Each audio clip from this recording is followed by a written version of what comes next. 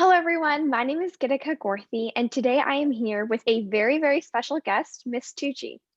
Miss Tucci is an aerospace medicine intern. She is a health science student and a career astronaut liaison. She is interested in opportunities regarding human spaceflight health and performance, as she aspires to integrate her passion for space science and human health to contribute to and inspire scientific discovery in the field of space medicine. I'm so glad to be able to interview such an amazing woman who has similar aspirations to what I would like to become in the future.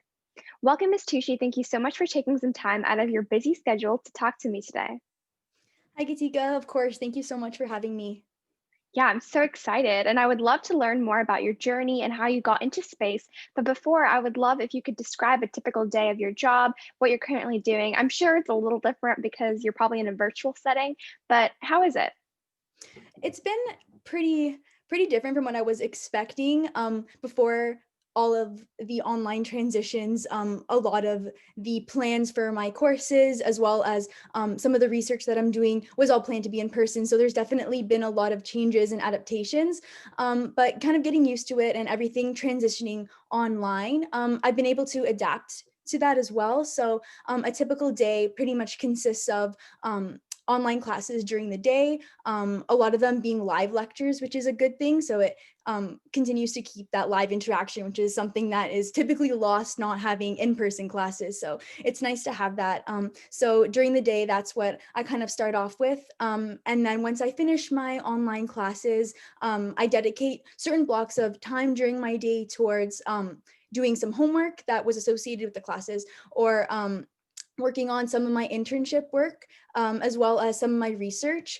So essentially what I'm doing is kind of balancing all those together, and it being online kind of makes it a little easier because I do have more time during the day to dedicate towards my work, as well as balancing that with school and my research. So that's been helpful in a sense to be online, but as well, it's been really hard not being able to interact with people in person, ask questions, and that kind of part is more difficult on the school aspect. But yeah, so essentially that's kind of balancing that throughout my day, and then always making time for activities that I like to do within my own time. So self-improvement things like reading. I really like to exercise. So that's something that I've been made sure to integrate into my routine, and kind of just like listening to podcasts and journaling. So just to balance out a lot of the heavy workload during the day and kind of ending it off with something that is kind of puts your mind at ease and just reminds you that there's a lot more things out there and things that you should be reflecting on, besides just academics as well. So that kind of helps me stay grounded and well-rounded in terms of not kind of overexerting myself or burning out too early, because it's so easy to immerse yourself in so many things knowing that it's online and it can seem manageable at the beginning, but to kind of just reflect on that is really important. So I made sure to make that a bigger part of my day than I did in the past, and I found that's been really helpful. Yeah, I think it's very similar because I'm a high school student, so I can kind of relate to what you're saying. So what degree and what type of classes are you taking right now to pursue your goal of becoming to go into space medicine? Yeah, so I currently go to McMaster University, and I'm in the health science program. So a lot of our classes are inquiry based. So essentially, we have a lot of say in how we want to direct our learning, which has been really helpful in kind of weaving in our own perspectives and making it a more holistic approach to understanding a problem, which is really helpful in terms of applying it to different areas. So even though, for example, we'll have a class on biochemistry, where we have the opportunity to apply that to different settings. So I've been able to take that knowledge and what I've learned and apply it to things more particular to space medicine, to see how that kind of all fits together and still touches upon all the learning objectives. So I really like that aspect. That's a really big aspect of my program, that more self-directed inquiry-based learning. So I really like that. Some of the classes that I took, well, I actually just finished up. I took a really interesting astronomy class. So this is my first opportunity to actually take astronomy as well, because my first and second year were fully Science with classes. mandatory classes, essentially. Yeah. So I was able to take some of those courses, which was really fun. I took an inquiry class, another inquiry class. It was more so focused on bones, but through that, like I mentioned, I was able to kind of integrate that with space medicine. So looking at how being in a microgravity environment for long duration space flight can affect human health in terms of bone deterioration. So that was really cool. And then I also took a health policy class. So that's Oh, just kind wow. of, yeah, it was really cool. It was just looking at like different perspectives in the health policy field, more so focused on the Canadian health system, but we also expanded towards other areas in the United States and kind of just to see how it all connects. And it was really interesting because there's been so many changes with COVID. So to see how that's impacted the healthcare system has been cool. And then I also took an organic chemistry class as well this semester. So and as well, we also have a full year. Well, in my case, it's a full year research project course. So that's been kind of ongoing as well. And then next semester is kind of more inquiry based learning. I have a class in critical appraisal of medical literature. So that's where we look more into like appraising different sorts of medical research and different research types and how to kind of look at the rigorosity of various publications. So that's kind of exciting because it's really applicable towards what I'm going to be looking into and what I'm doing. So it's been really fun. Yeah, and you're talking about a year-long research class. I think that sounds really cool. Is there something that you picked a topic and you're actually doing research on it, or is it like a group thing that you guys do? Yeah, so essentially for that class, mine is individual. I'm pretty sure it is an individual project because it's an individual course for everyone, but you can pursue it in a lab where you're working with different people. So Oh, so it what's can your be either topic? way.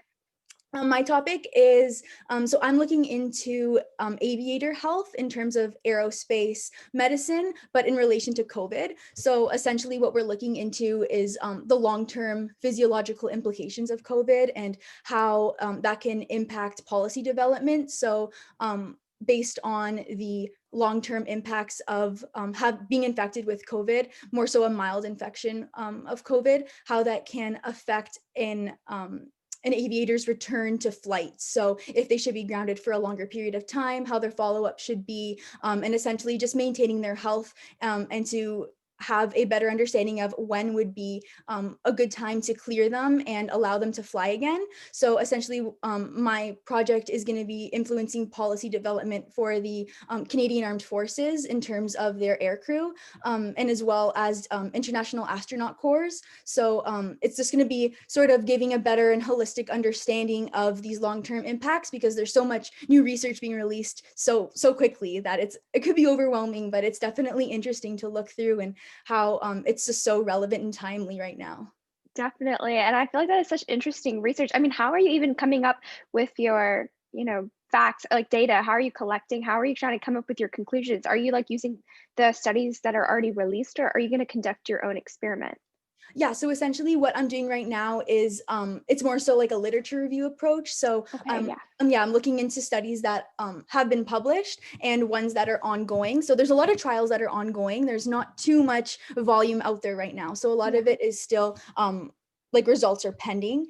So those are just things that I'm keeping my eye on, but more so looking into what's been researched already and results that have been published. There's a lot of case studies. So those are particularly relevant for following like a certain patient, and then kind of extrapolating those findings based on the different aspects of the study. So that's a big part, just kind of sifting through the literature and looking what has been presented, as well as looking at different organization recommendations. So like thoracic societies and like the Ontario Medical Association. So different things like that, or organizations like that have released recommendations based on their own findings. So looking through all those has also helped like inform the conclusions that I'm making as well. Okay, that's really cool. Yeah, I'm taking a research class this year as well. It's obviously not as complicated as your topic, but we're doing like a simple data collection from our school and coming up with conclusions. So I think that's really interesting that you're doing such an amazing topic. And hopefully, when I go to college, I could do amazing research like that. And yeah, so that kind of leads me to my next question, which is how did you get into space medicine? I feel like it's such a unique area and a field not many people dip their feet in or are too scared to. And personally, I find it so fascinating that you can combine two vastly different topics, but they're really so important to our future because a lot of human travel is going to be happening, hopefully, in terms of commercial travel. So I think it's really exciting. It's a new field. I mean, what got you into space medicine? Yeah, so it was like you mentioned, like just the integration of two vastly different fields. Well, they seem that they're so distinct and almost at opposite ends of the scale. One seems so physics-based and one is medicine, and it seems like it could be difficult to kind of integrate those. But I think that I was really passionate, and I have always been really passionate about healthcare, and that's something that I've always wanted to get into. And that's why I chose to pursue my undergrad in a health science related field. So that's always been my more so driving force. And then as I started becoming more involved in the space side, I feel like it was more so an influence from the media as well, since there's been so many developments and advances and launches. So that's something that also inspired my interest in the space field. I have also always really liked physics, like the astrophysics side as well. But I think that also having that passion for healthcare, I kind of just looked into ways of how I can integrate those. So I didn't even know that space medicine was a thing at the time. Yeah, Like, same. exactly. It just seems like a really unique field. So I didn't know it was a thing. And that was just coming across different pioneers in the field, essentially, who have accomplished things that I want to accomplish. So, for example, like Dr. Joseph Schmid with NASA, also Dr. Jean-Marc Comtois with the Canadian Space Agency. Those are flight surgeons, them two, that have really inspired kind of my approach and how I've kind of looked for opportunities in the field once I figured out what a flight surgeon was and what they Yeah. did. Exactly. It could be it's a really kind of cumbersome search. There's not too much information out there about it, right? So it could be really hard to find kind of mentors in the field. But I got lucky enough that my research supervisor has a lot of experience in space medicine. So she's a consultant for the Canadian Space Agency as well, Oh, Dr. wow. Joanne Seri. So she's been really helpful in kind of guiding me as well. But I think that, yeah, kind of mixing my two passions and looking for people who have accomplished similar things have really inspired how I've approached it and looked for more opportunities in the field. And I think it's become slightly more accessible, I think, in terms of STEM outreach and kind of bringing awareness to the field with like the planned Mars mission, for example, and all the preparations that are going into that. I think that human health has become such an Huge active priority. field in terms of space research too. Yeah, I have a similar way I got into space medicine. I had no idea that you would need doctors in space. Mhm. Being my naive self a few years ago, I was like, oh, there's no way. I'd have to either be a doctor or be some engineer. I could Yeah. never combine those together. And so Mhm. when I was here, people were like, oh, just be like a space doctor. And I was reading articles and I was like, wait, that's a real thing. Like you can actually be a doctor, but for space. And I was like, that is so cool. And being able to have that opportunity to potentially even go to space and observe human body and help the astronauts is just amazing. So I think that's a really interesting field. And I feel like because this is a field that is actually getting awareness right now and people are starting to realize its potential, it's very new. So I feel like mostly everyone who's interested in right now kind of developed it on their own through their two passions. So yes, that is definitely the same scenario. And I'm glad to hear that you're actually pursuing. I think that's great. Thank you. You too. Um, yeah. So another thing that I was really curious on is, was there any exciting project? Obviously, you're doing a research project this year in your third year of college, right? Is there any other project or research that you've done in the past or you want to do to help or what's like a research even in your future career you would like to tackle, something a problem you want to solve maybe?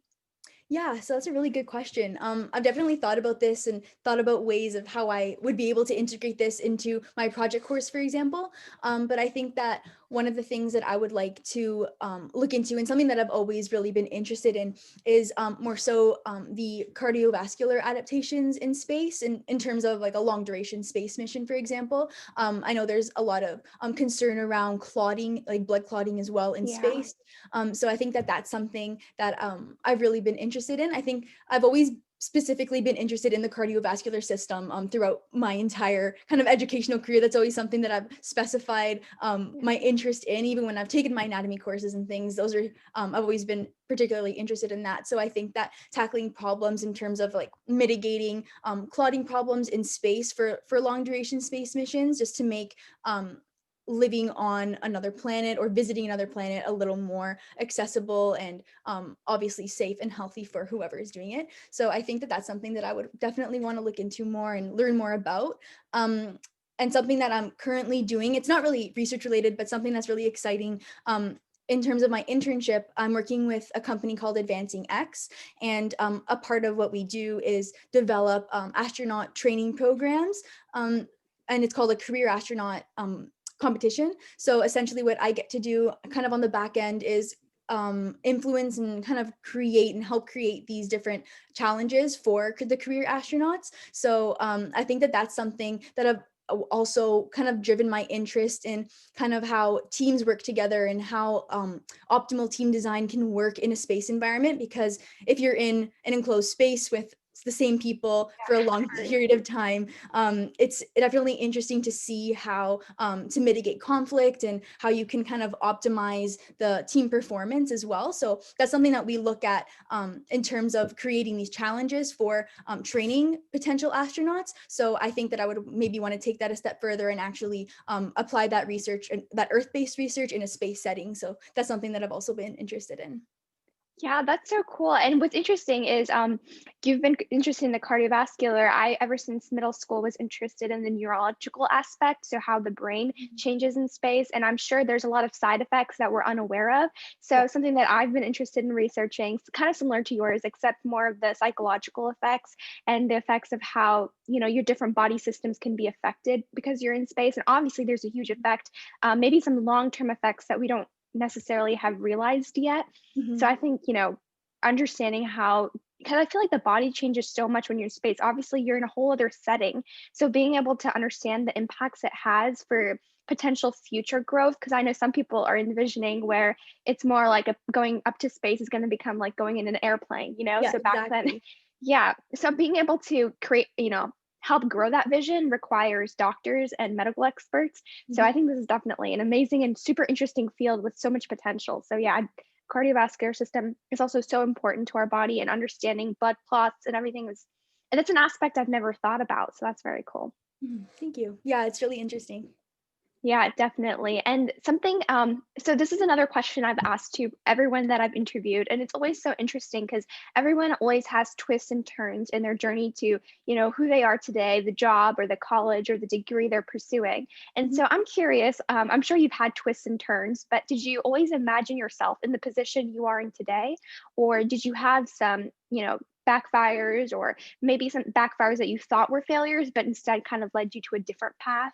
Was there any twists and turns in your journey? Yeah, definitely. That's a great question. I think it's always so easy at the beginning to kind of envision a linear path, and that's definitely what I did. Before I knew that space medicine was even a field, I was really just dedicated towards the medical side, and that's something that I definitely still am. But kind of opening a little more doors, integrating that with space has been something that I've more recently become interested in. So I think in the beginning, kind of just kind of, I don't know, I wouldn't say restricting myself, but I think that not really looking into other areas of interest kind of maybe set me back. Not really set me back, but I think kind of influenced my path in a way that really directed me towards a career in medicine, but not particularly integrated with my passion for space. So in the beginning, I remember applying to a bunch of different programs like related to healthcare, and I wasn't sure what to do. But I'm really happy that I chose the program that I did, because essentially what it did in the end is show me that there are so many other options, because we're able to through the program kind of explore our own interests as well. We have a lot of freedom to do that. So I think that that helped me mitigate a lot of barriers in terms of trying different things and kind of stepping away from them. I was able to do that while I still maintained my essentially initial career path, but kind of deviated from that path a little bit when I found space medicine as like a little niche category within the direction I was going. So I think that that was really important in kind of figuring out what I wanted to do. But in terms of barriers in general, I think that kind of the lack of awareness of the field was something that maybe I would say kind of hindered where I saw myself going. If I like initially saw there's not really many residency programs in Canada, for example, that offer aerospace medicine as an option. So that's a barrier that I also have to consider. Also, the lack of female representation in the field makes it a little more difficult to kind of defeat that glass ceiling effect. So these are just things that I was looking at more in general once I figured out that I was really interested in the space medicine field, that made it a little more difficult to find opportunities within it. And like the big part was the lack of awareness in the field and finding these niche little internship opportunities, for example, and things that I can really meld towards my interests was a little difficult, I would definitely say. Yeah, I 100% agree. I think so when I started Ignited Thinkers, I just thought that there was a lack of people understanding that they could get into rocketry and space. But as Mhm, I kind of get going into it and understanding, I realized it wasn't just, getting into space and learning about space, it was the career opportunities. mhm, When kids, if you ask kids, middle schoolers, high schoolers, most of them, when you say space, they think engineers or physicists. There's nothing beyond that. They don't realize how broad the space industry can be in terms of not only medicine, but business, art, mhm, fashion, everything, like designing, astronaut, where, everything is so important and so crucial in representing the company and representing, the mission as well. I think there's so many aspects in the space industry people just don't realize or don't even bother thinking about. So it's definitely a narrow area. And I definitely feel when you think, um, when a lot of people who are a lot of STEM based, they're always like engineer. So I'm going to go and work in some sort of like engineering company, or I'm going to become a exactly. doctor. I've never seen people, think beyond that because they weren't aware of it. So I think Mhm, awareness is definitely key. And mhm, hopefully I can show, through your interview that space medicine is definitely a viable thing that you can study and something that you can pursue, and, do something you love to do every day. So I think that's definitely important. And I was curious, how did you get into space? Like, how did you get introduced to space medicine and grow your interest in space? Because I know you were saying you've always had that path of becoming a doctor, which is similar to most girls. So, how did you get into the space part of it? Yeah, that's a great question. So yeah, like you mentioned, I've always had that interest in becoming and pursuing medicine in the medical field in terms of becoming a doctor. And I think it was in my first year, I was doing a project related to planetary exploration, and I found that it was just super interesting. And I thought I was more so interested. It was a lot of it was focused more so on the geology side. So I just started looking more into space because of that. I was really interested in that and kind of how that is used for like choosing landing sites, for example, for a rocket. So that kind of really introduced me to the whole space side of things. And then it was more so through social media and tailoring my social media feeds towards space news and Yeah. developments in the STEM field. I think that kind of seeing that information every day and it just being showed to me consistently, it was more so that consistent aspect that really just made me understand that it is definitely a viable field to go into. And I didn't know if I was ready to just fully commit to the aerospace side, because I definitely still had that passion for healthcare and I still do. So I think that looking into, I would literally just Google space and health and see what would come up, just to Yeah. see if there's any way that they could be put together. And that's when flight surgeons started coming up, and a lot of it was military based as well, because they do have flight surgeons for the military. So kind of looking at it through there. And then there is definitely also on the NASA website, they have a big page of all their flight surgeons. So looking through that, and then looking through the profiles of the different flight surgeons that they have and looking at how they kind of navigated through their career path really helped me become more interested in the field once I saw that it was definitely attainable and something that exists too. Yeah. So once I figured that out, it was more so definitely social media played a really large role, because it is definitely an avenue towards spreading awareness and kind of tailoring my feed towards finding those outlets that did share news related to space health and space medicine was definitely played a big part.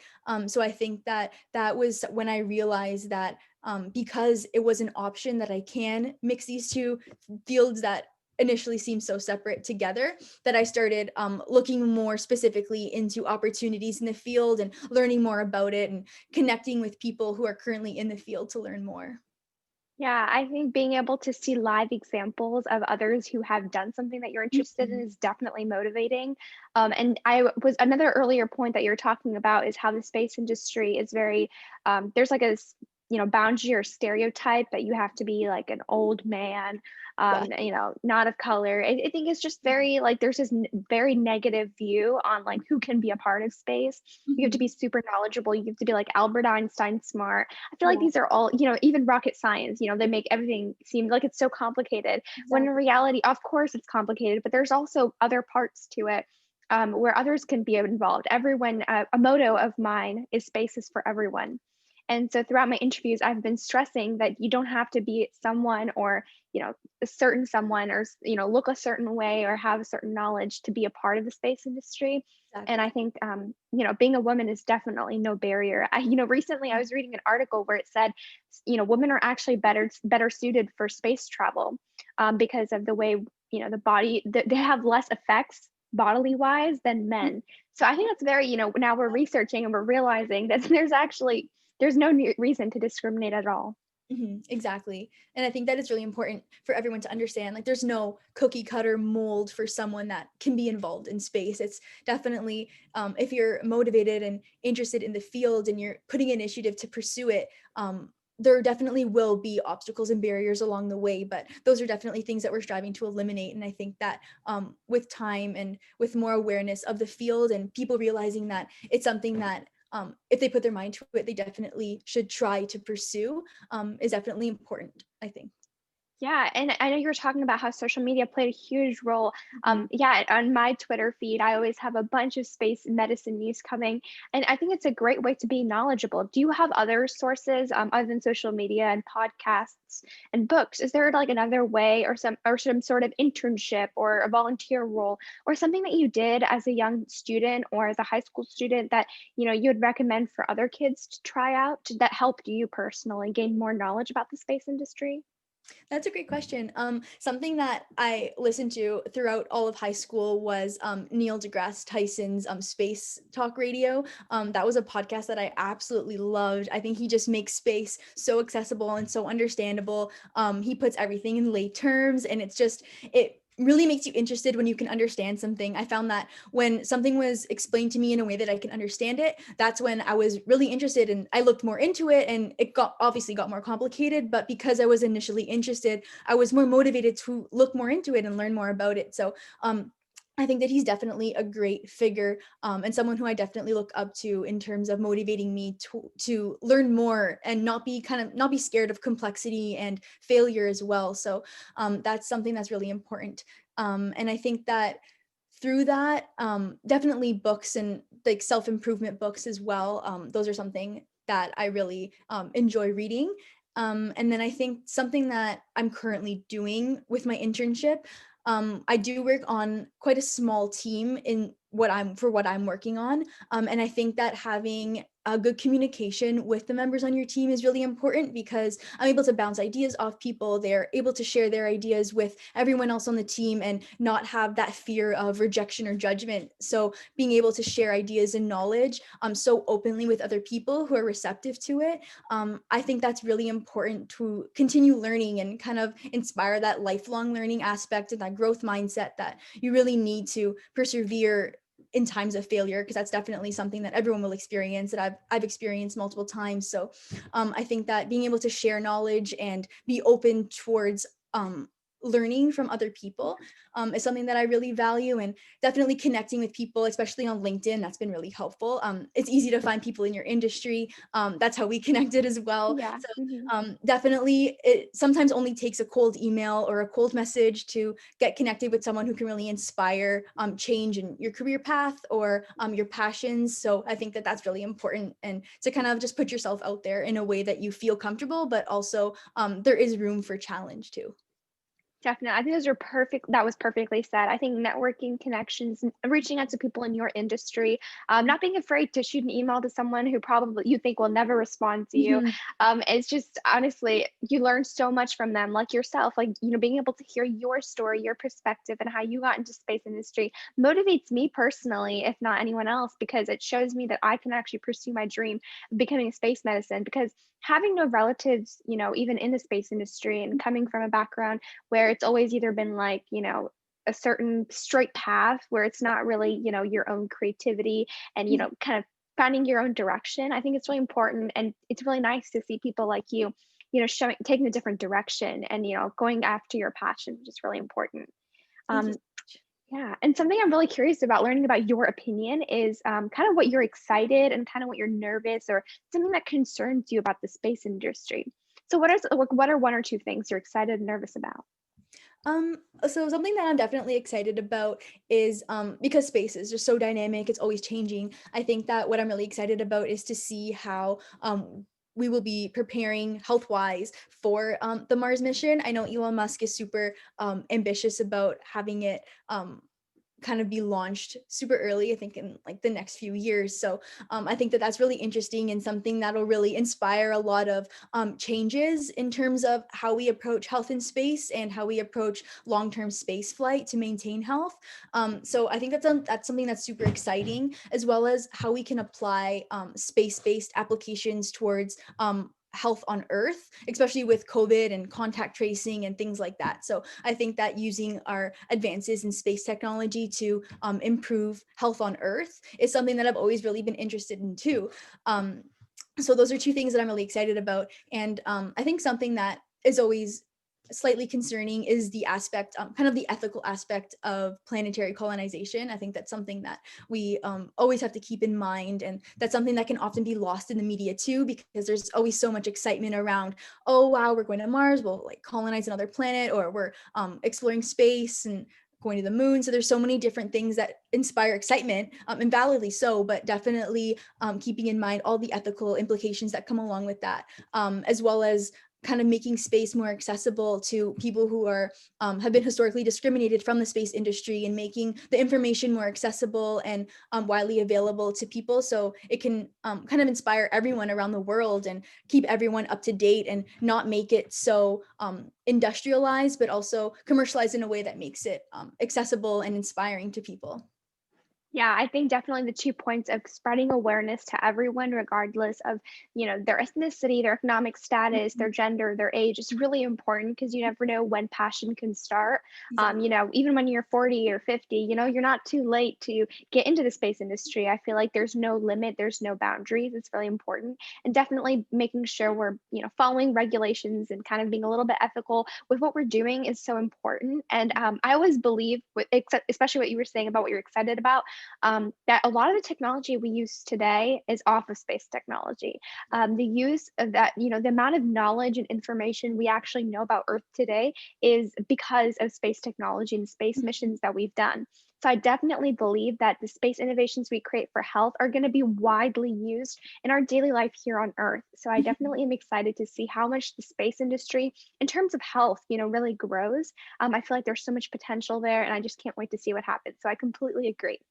And to kind of wrap up the interview, I'd like to ask you one final question, um, which I think is really important to kind of end the conversation with, which is if you could go back in time to your 10 years ago and tell yourself something, or to all the young children out there who are probably watching, what is one advice you would give to them regarding their pursuit of a passion in the space industry or the STEM field?